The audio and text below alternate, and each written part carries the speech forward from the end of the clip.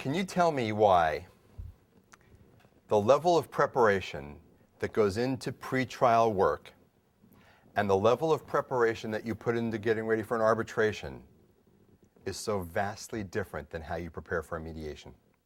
Think about it. 95 to 97% of all cases settle short of trial or arbitration, statistically. That means the chances of settling your case at mediation, depending on whether you're ordered or whether you're going voluntarily, can be 50-60% if you're ordered, 80-90% if you're going voluntarily. If this is going to be your day in court for that case, and your chance to shine in front of that client, where you're going to spend a whole day with them, wouldn't you want to prepare like it's going to be the last day in that case? Let's talk about how to prepare for mediation and hopefully give you some ideas that you hadn't thought of before. The first thing is you want to learn everything you can about your mediator. Information is power, right? Go to the World Wide Web, look for everything that you can find on the mediator's website, on other websites about the mediator. Google them. Find out everything that you can. Email colleagues, find out about their style. Are they strong as negotiating coaches in a mediation? Or are they going to pull you into a caucus and bang your heads against the wall until you bleed and tell them, okay, I'll give a little bit? The more you know about the style of the mediator, the better you can prepare for that mediation. What is the mediator like in terms of preparation from you? Do they want a brief? More mediators these days are asking for briefs in letter form and other things rather than on line paper and a formal statement of the facts and so on. The reason is the latter doesn't give us as much information about how to settle the case and what's really going on with the case, as much as an informal letter that says, here's what I see as the challenges to settling this case. Here's the background, here's the settlement posture, and here are the challenges that I see. More mediators these days are making pre-mediation phone calls. Have you had some of those? Yeah? Do you prefer those? Do you want to talk to the mediator before mediation? I would. Think about it. You've got a chance to bend the mediator's ear for 15, 20 minutes, however long you want to, before the mediation. Wouldn't you want to request a pre-mediation phone call with the mediator? Let's face it, mediation is built on ex parte communication. It's not like arbitration where you can't talk to the neutral. Why not take advantage of that? Why not offer to have a pre-mediation call with your mediator if the mediator doesn't offer? And then you can tell them confidentially about your relationship with opposing counsel, your relationship with your client, and all the things that will help the mediator better understand the case. If you have ideas for settlement, you can share them with the mediator before the mediation starts. There's nothing to stop you from doing that. Why wouldn't you? Think about it. The next is know your case. Know the details of your case. Your client, they lived it. They know every single date, every fact. They lived through this, and it's everything to them. If you don't have it right, they're going to know. And the other thing that may be obvious is, or may not be obvious, the mediator knows too. We can tell when you're making it up as you go along, or when your client's story and yours don't exactly line up. Know the case inside out.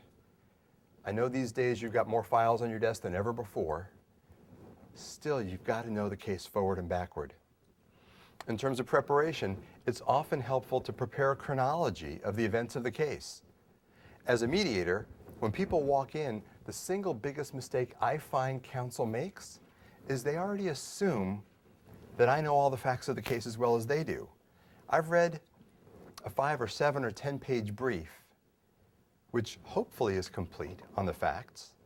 But if you can walk into a mediation and as part of your opening say, here's the chronology of the events, here's what happened in a timeline order, then everybody's on the same page when you start, and it saves a lot of time of misunderstandings back and forth at the start of a mediation.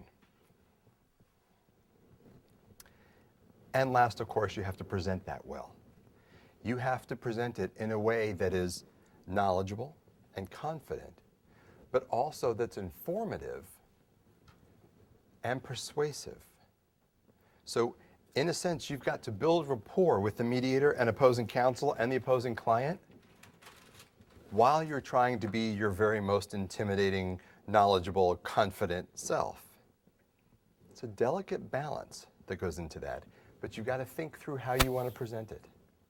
Knowing opposing counsel, knowing what your client expects, and knowing the personality of the mediator.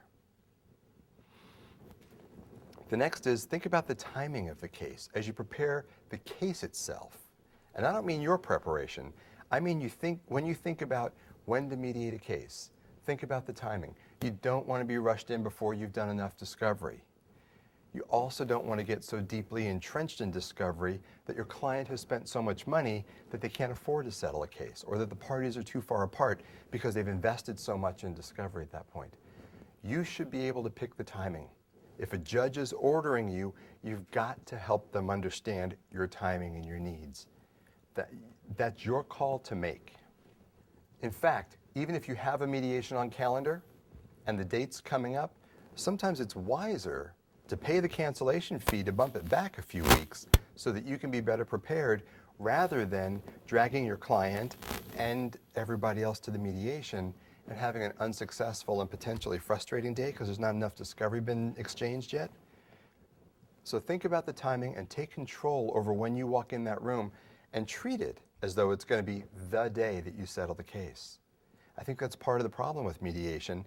It's become so prevalent and so popular and so utilized that people walk in thinking, we'll take a shot at it. And I think that's a missed opportunity. The last thing is you have to prepare your client. Let's talk about that. Clients are increasingly being asked to take an active participatory role in mediation. They're being asked to speak in joint session. They're being asked to be engaged in the negotiation process, so they need to be prepared. Tip number one, don't underestimate how uncomfortable this may be for your client. If your client's not a repeat user, if this is a rare appearance for them in this kind of a setting, make sure you take the time to make them comfortable with it. Make sure that you figure out what they're going to say in their opening statement and coach them a little bit. Don't be afraid to call the client in the day before the mediation and say, okay, let's role play. Let's go through what you're going to say at the start of the mediation. Let's talk about what we want you to highlight, which parts I should highlight as counsel and which parts you're going to highlight on the client side. Let's talk about what you're going to do that's going to help contribute, and go ahead and role play it with me so that you're comfortable with it.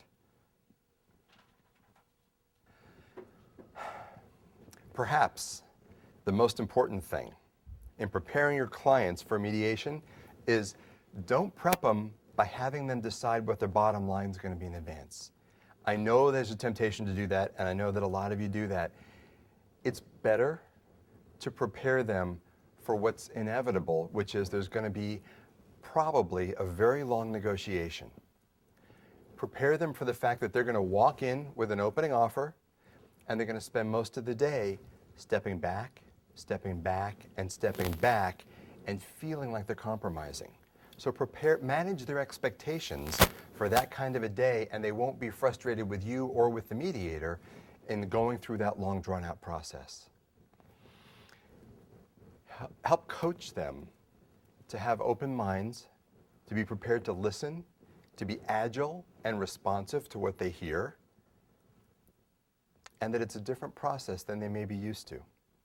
In fact, one of the things I like to tell clients at the start of a mediation is to think of it much more like a problem-solving business meeting than a hearing of some sort. Because think about most clients, again, if they're not repeat users, they don't know how to do a hearing. That's something you all do for them. They do know how to do a problem-solving business meeting. They know how to do a negotiation. They know how to be comfortable in that kind of a setting. So do the best you can to make them comfortable, and they will come off better and ultimately get a better settlement at the end of the day. So I would just want to caution you, preparation for mediation shouldn't be underestimated. You can put more money in your client's pockets at the end of the day, or save them paying out too much at the end of the day, if you take the extra steps to prepare. Thanks.